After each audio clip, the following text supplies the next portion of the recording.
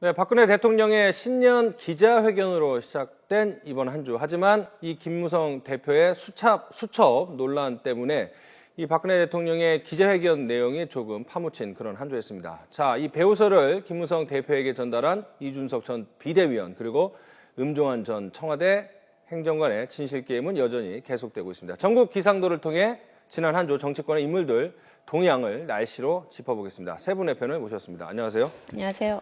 자, 먼저 김무성 새누리당 대표. 이번 한 주는 날씨가 어땠다고 보십니까? 먼저 장 의원님께서. 참 본인은 가만히 있는데 네. 신년 기자회견이라든지 이런 것들을 가지고 네. 당청 관계의 새로운 복원을 통해서 네.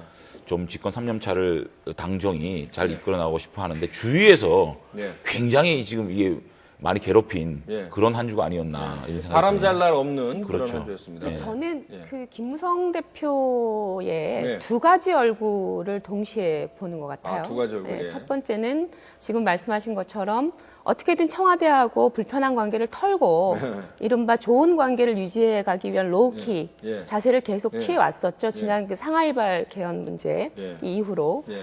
근데 어찌됐건 간에 지금 이 음정환 이 그 행정관 일을 통해서 그 수첩이 사실은 공개가 된 거 아니겠어요?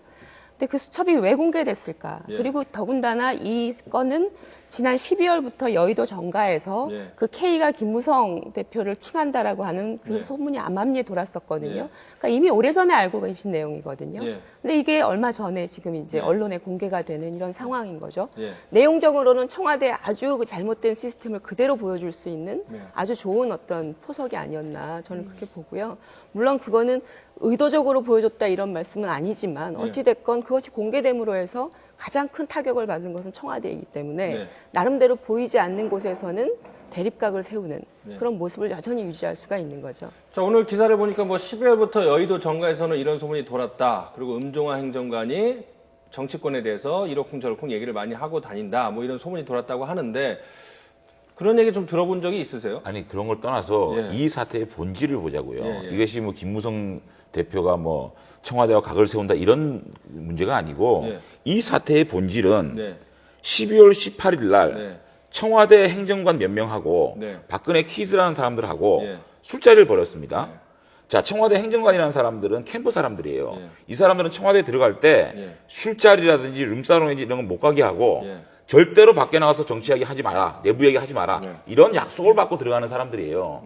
이 사람들이 시점이 언제입니까? 정윤회 문건 파동의 가장 중심에 있었던 그렇죠. 박관천 경정이 영장이 청구되던 그런 중요한 날 네. 새벽 1시 40분까지 만취를 해서 네. 당 대표가 어쩌니 저쩌니 또 정치인들 품평회까지 했다는 거 아닙니까? 네.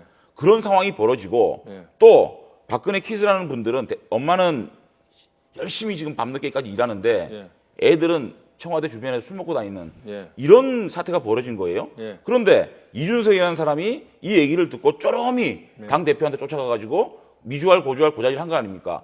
근데 이 문제가 터지니 둘이서 맞니 내가 맞니 아니니 막 진영탁 싸움을 대통령과 당 대표 면전에서 예. 이런 정치 도의도 없고 상식도 없는 짓을 하고 있는 것이 본질이기 때문에 이 문제는 청와대와 청와대 주변을 둘러싸고 있는 사람들의 심각한 회의를 말해주는 것이지 네. 이것이 정치권으로 넘어와서 김무성 대표가 어떻게 청와대를 반격할 수 있는 자료다 이렇게 얘기하는 거는 그거는 이 본말이 전도된 얘기라고 생각이 듭니다. 자, 왜 그런 말씀을 드리냐면 이 부분에 대해서 사전 조사를 김무성 대표가 청와대 측에 또 요구를 하지 않았습니까? 예.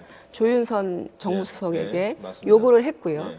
그리고 이 건에 대해서 여러 가지로 청와대에서 뭔가 조치를 취해주기를 바랬었고, 그리고 청와대는 그거에 대해서 사전 조사를 허술하게 하고, 지금 우리 장 위원께서 말씀하신 것처럼 주변 사람들의 어떤 잘못된 행각들이었다라고 하면 왜 조사를 요구하고 조사를 하고 이런 과정들이 왜 펼쳐졌냐라고 하는 것이거든요. 그러니까 나름대로 지금 청와대 내에서는 내부의 권력 다툼도 있지만 청와대의 핵심 참모들이 김무성 대표를 보고 있는 관점이 굉장히 나쁘다라고 하는 걸 또 반증하는 거 아니겠어요? 그러니까 나름대로는 그런 질서와 분위기를 김무성 대표는 저는 감지하고 있을 거라고 봐요. 그걸 어떤 방식으로 유리하게 또는 긍정적으로 끌어갈 것인가에 대한 고민이 있는 거겠죠.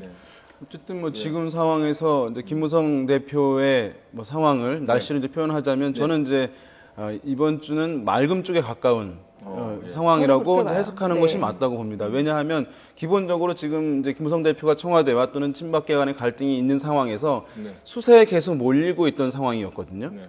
그런데 수첩 파동을 통해서 일정 정도 공세를 가한 것이라고 정치적으로 해석할 수가 있고 네.